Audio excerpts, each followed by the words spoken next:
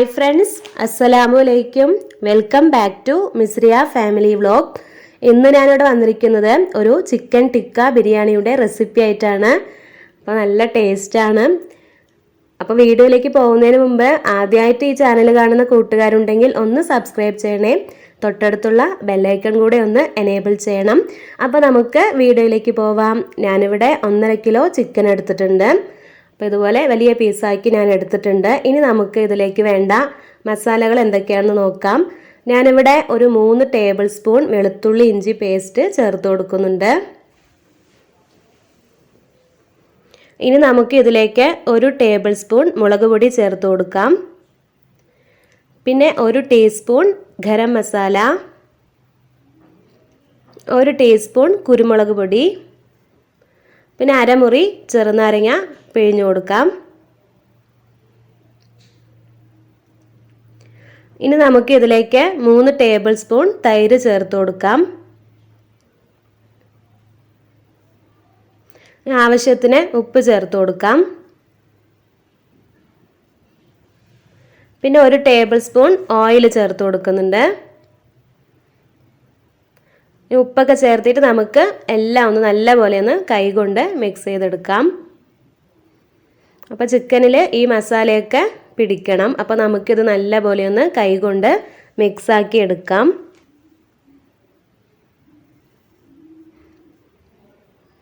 ഇത് മിക്സാക്കി എടുത്തതിന് ശേഷം നമുക്ക് ഫ്രിഡ്ജിൽ ഒരു 4 മണിക്കൂറെങ്കിലും നമുക്കിത് വെക്കണം. അപ്പോൾ ചുരുങ്ങിയത് നമ്മളൊരു 2 മണിക്കൂറെങ്കിലും വെക്കണം.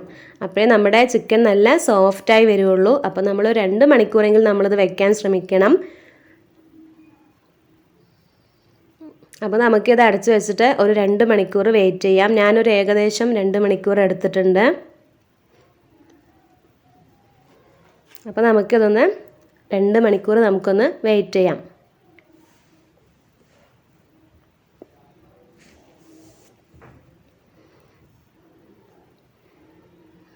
ഇപ്പോൾ ഇതാ 2 മണിക്കൂർ ആയിട്ടുണ്ട്. നമ്മുടെ ചിക്കൻ ഞാനിവിടുന്ന് ഫ്രിഡ്ജിൽ നിന്ന് എടുത്തിട്ടുണ്ട്.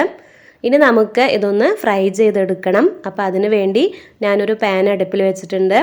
അതിലേക്ക് കുറച്ച് ഓയിൽ ഒഴിച്ചു കൊടുത്തിട്ടുണ്ട്. 3 ടേബിൾ സ്പൂൺ ഒഴിച്ചിട്ടുണ്ട്. ഒരുപാട് ഓയിലൊന്നും ആവശ്യമില്ല. അപ്പോൾ നമുക്ക് ഈ ചിക്കനൊക്കെ ഒന്ന് നന്നായി ഒന്ന് ഫ്രൈ ചെയ്തെടുക്കണം. അപ്പോൾ നമുക്ക് എല്ലാ ചിക്കനും ഇതുപോലെ ഇട്ട് കൊടുക്കാം. ഇനി നമുക്കിതൊന്ന് ഫ്രൈ ചെയ്തെടുക്കാം.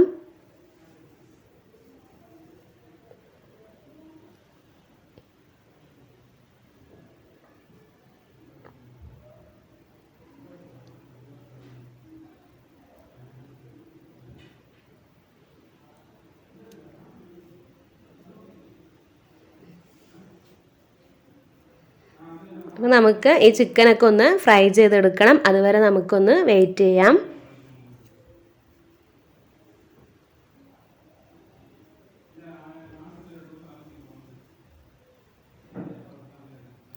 ഇതേ സമയം തന്നെ നമുക്ക് ഒരു പാൻ അടുപ്പിൽ വെച്ച് അതിലേക്ക് ഓയിൽ ഒഴിച്ചു കൊടുക്കാം. 4 ടേബിൾ സ്പൂൺ ഓയിൽ ഒഴിച്ചു കൊടുത്തിട്ടുണ്ട്. അതിലേക്ക് ഒരു സവാള കട്ട് ചെയ്തത് ചേർത്ത് കൊടുക്കാം.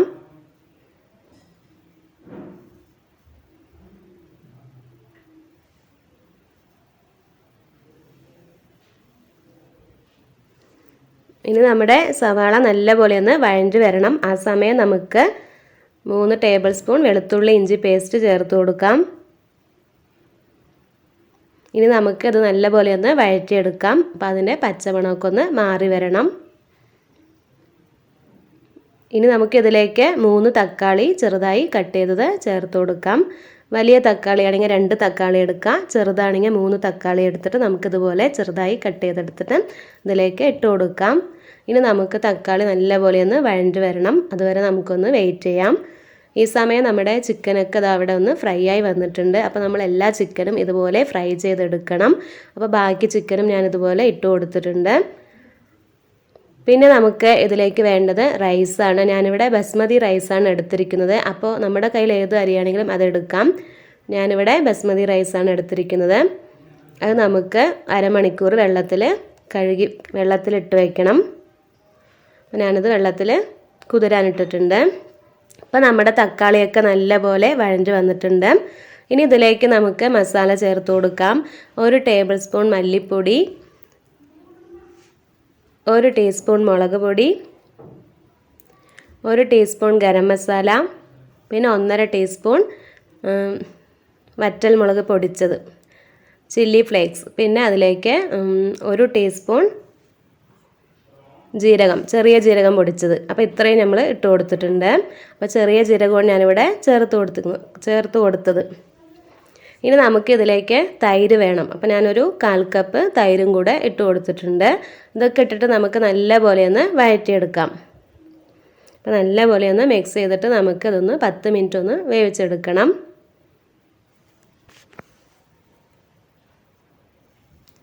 അപ്പോൾ നമ്മുടെ ചിക്കനൊക്കെ 2 സൈഡും വെന്ത് വന്നിട്ട് ഫ്രൈ ആയിട്ടുണ്ട്.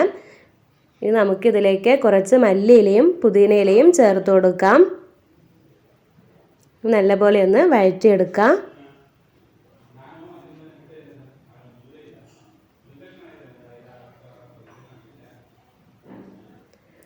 ഇനി നമുക്ക് ഇതിലേക്ക് നമ്മുടെ ചിക്കൻ പൊരിച്ചത് ചേർത്ത് കൊടുക്കാം.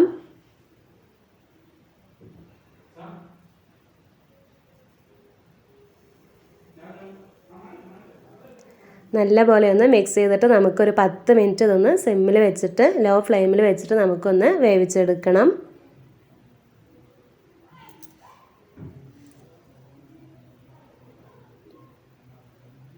നമുക്കിതൊന്ന് 10 മിനിറ്റ് ഒന്ന് അടച്ചു വെച്ചിട്ട് വേവിച്ചെടുക്കാം.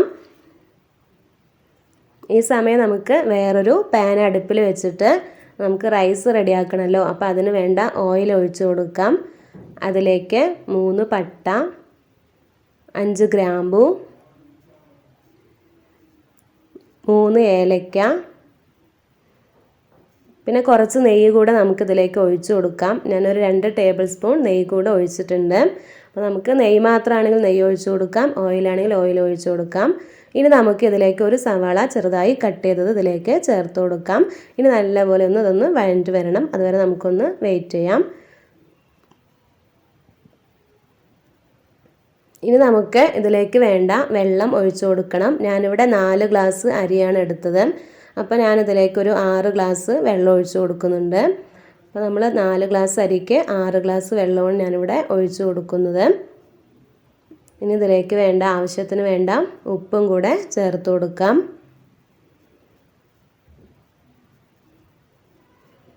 നമ്മുടെ വെള്ളം നല്ലപോലെ തിളച്ച് വരുന്നുണ്ട്. ഈ സമയം നമ്മൾ കഴുകി വാരി വെച്ച റൈസ് ഇതിലേക്ക് ഇട്ട് കൊടുക്കാം.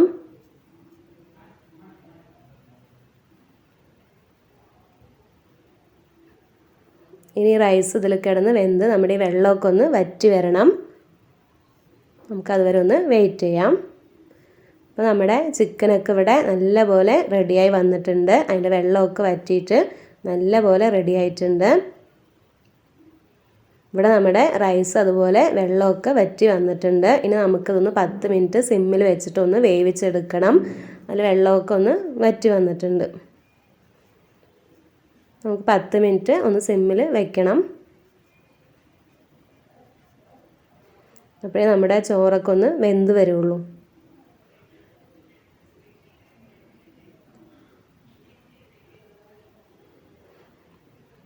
പത്ത് മിനിറ്റിന് ശേഷം നമുക്ക് ഇതിന്ന് കുറച്ച് റൈസ് നമുക്കിതിന്ന് മാറ്റാം. പകുതി ചോറ് നമ്മളിതിന്ന് മാറ്റിയിട്ടുണ്ട്. ഇനി അതിലേക്ക് നമുക്ക് കുറച്ച് മഞ്ഞൾപ്പൊടിയും പാലും കൂടെ ചേർത്ത മിക്സാണ്. അത് നമുക്കിതിലേക്ക് ഒഴിച്ചു കൊടുക്കാം. നിങ്ങൾക്ക് വേണമെങ്കിൽ ഫുഡ് കളർ വേണമെങ്കിലും ചേർത്ത് കൊടുക്കാം. ഇനി ഇതിലേക്ക് കുറച്ച് മല്ലിയിലയും പുതിനയിലയും കൂടെ ഇട്ട് കൊടുക്കാം.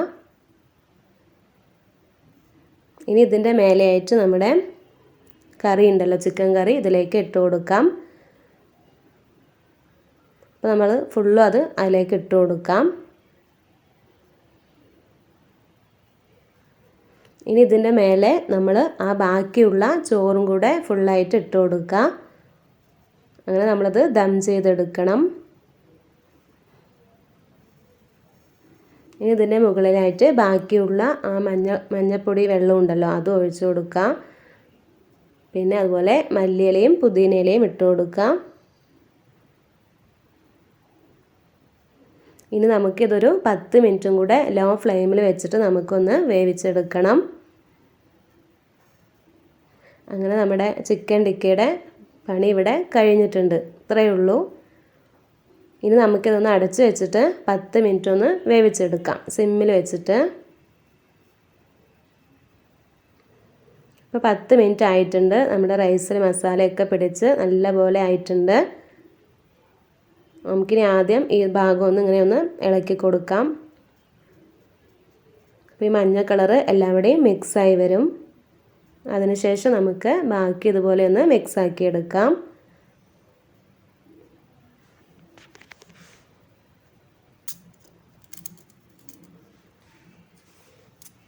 ഇനി നമുക്കിതൊരു പ്ലേറ്റിലേക്ക് മാറ്റാം.